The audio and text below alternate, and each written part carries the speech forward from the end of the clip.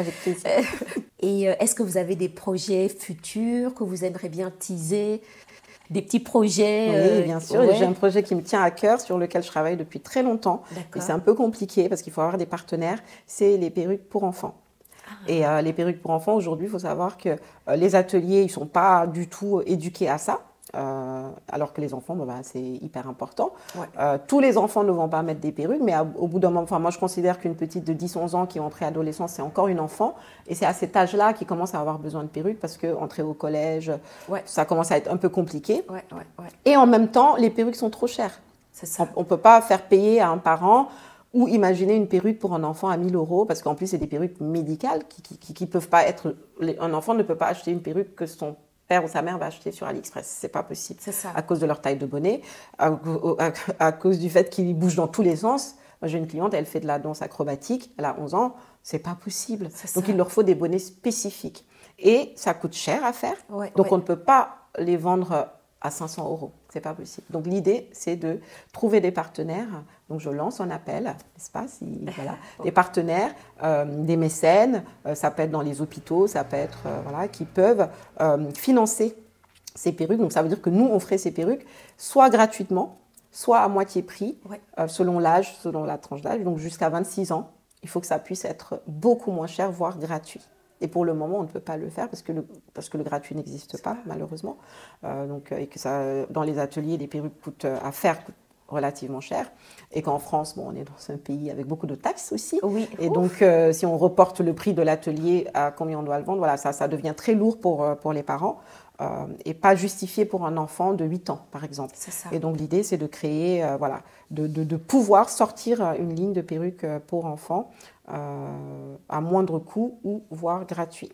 Et j'ai pas peur d'en parler, parce que souvent on dit quand on a des projets, il faut pas en parler, parce que mais moi je suis sûre que, comme je vous ai dit tout à l'heure, ce qui doit être fait ou ce qui doit arriver arrivera. Peu importe le chemin qu'on prend et peu importe que des concurrents ou autres veuillent faire la même chose. En fait, l'énergie que Maïs Equate dégage et l'intention que je mets sur ça depuis si longtemps, ça finira par arriver et bien. Inch'Allah. Vraiment. Ouh, j'aime ça. Donc, les gars, n'hésitez pas à partager. On ne sait jamais que ça puisse intéresser des investisseurs, des mécènes, parce qu'il y en a beaucoup dans ce monde, parfois qui ne savent pas quoi faire de leur argent. C'est vrai. Et ça, franchement, ça serait une bonne occasion pour rendre à l'univers, rendre aux enfants, en tout cas, qui seront dans le besoin et qui ne pourraient pas se permettre d'avoir accès à des perruques de qualité. Et là, je précise que ce serait enfants, garçons et filles. Voilà. Merci. Et notre premier prototype est en train de sortir d'atelier. Et c'est pour un petit garçon. La mère m'a fait confiance pour tester, en fait, avec lui. Et le petit garçon est tout excité. Donc, le premier prototype de perruque pour enfants sort bientôt. Waouh. Bravo, franchement, bravo. Merci. Merci. C'est la première fois que j'entends ça. Magnifique, quoi. Alors, est-ce que abandonner vous a déjà effleuré l'esprit? Oui. Tous les 2 jours. Tous les 2 jours. D'accord. Et ça, je pense que c'est la vie d'un entrepreneur et ceux qui se lancent doivent le savoir. En fait, il y aura toujours quelque chose. En fait, la vie d'un entrepreneur, c'est des montagnes russes, mais au quotidien. C'est-à-dire que le matin, on se réveille, on a la super pêche parce qu'on a eu, 4 ventes. On se réveille, 4 ventes qui sont tombées dans la nuit. Je te précise, parce que c'est des ventes de perruques, donc c'est pas des 20 ou des 30 €, c'est des gros montants. Donc quand j'en ai une, je saute au plafond. Quand j'en ai 4, je suis aux anges. Et à midi, on arrive, comme ça m'est arrivé, dégâts des eaux dans la boutique, mais un gros dégât des eaux. Quand je vous dis, moi, la dernière fois, le faux plafond est quand même tombé dans l'atelier et j'ai pas travaillé pendant 1 mois où il y a eu de l'eau qui a coulé non-stop. Si ça vous déprime pas ça. Vraiment. Et après le soir, on a une réponse d'un fournisseur qui est OK pour faire ci. Et en fait, au cours de la journée, notre humeur ça peut varier. Et il faut être accroché, en fait, et se dire que non, demain est un autre jour. Et il ne faut pas s'inquiéter, et je reviens sur ça. Tout finit par s'arranger. Il faut juste être assez fort, en fait, pour s'accrocher. Mais effectivement, on pense à abandonner, parce qu'on se dit, mais pourquoi cette souffrance? C'est ça. Pourquoi m'imposer de travailler? Parce que moi, je me réveille à 6h30. Je suis du matin, mais je ne peux pas me coucher trop tôt. Puisqu'il y a toujours des choses à gérer. Donc, je me couche vers minuit. Donc j'ai vraiment des journées, des nuits assez courtes. Et on ne tient pas si on n'est pas passionné et on ne tient pas si on n'a pas confiance. Donc, il faut avoir confiance en l'univers, en Dieu, en soi, pour pouvoir avancer. Super. Waouh. On arrive tout doucement à la fin. Est-ce qu'il y a un élément, une phrase, un mot que vous voulez rajouter pour clôturer?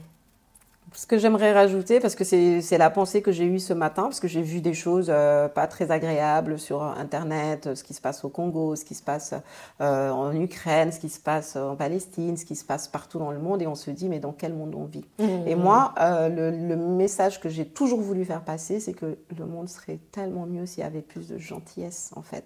Et je me lance en tant qu'ambassadrice de la gentillesse et de la bienveillance, de la sororité aussi envers les femmes entre elles. Ça peut manquer parfois. Et en fait, bienveillance, gentillesse, sororité. Et en fait, on n'est pas des losers quand on est des gentils, des gens doux et qui veulent du bien à notre prochain. Ça ne fait pas de nous des faibles. Et on peut être aussi entrepreneur, gentil. Exactement. Voilà, on n'a pas besoin de faire les entrepreneurs durs, aux dents de requin et qui veulent tout déchirer. Non, on peut juste être cool, on peut être discret aussi, on peut être sympa. Et puis, je pense que c'est ça qui va changer le monde. Waouh, sur ces belles paroles. Maï, merci beaucoup pour votre temps, pour l'accueil. Merci à vous d'avoir pensé à moi. Je suis très honorée. Et pour ceux qui aimeraient avoir plus d'informations, n'hésitez pas à consulter les différents médias de My Secret. Je mettrai de toute façon tout dans la barre d'informations. Dites-nous ce que vous pensez de cette success story. Vous pouvez poser des questions en commentaire ou directement contacter My Secret. Et puis oui, les gars, n'oubliez pas, il faut liker. Et comme vous-même, vous savez, il faut booster le référencement, les algorithmes. Et n'oubliez pas de vous abonner, comme ça vous serez au courant dès lors qu'une nouvelle vidéo sortira. Et pour conclure, j'aimerais vous laisser avec une citation qui est plutôt une prière yoruba que j'ai trouvée dans un ouvrage de Juliette Smeralda. L'ouvrage s'intitule « Cheveux d'appoint, perruque, tissage, rajout de l'Égypte antique à nos jours ». La prière est la suivante: que ma tête extérieure ne déshonore pas ma tête intérieure. Sur ce, les gars, bonne méditation, prenez soin de vous et à la prochaine. Peace!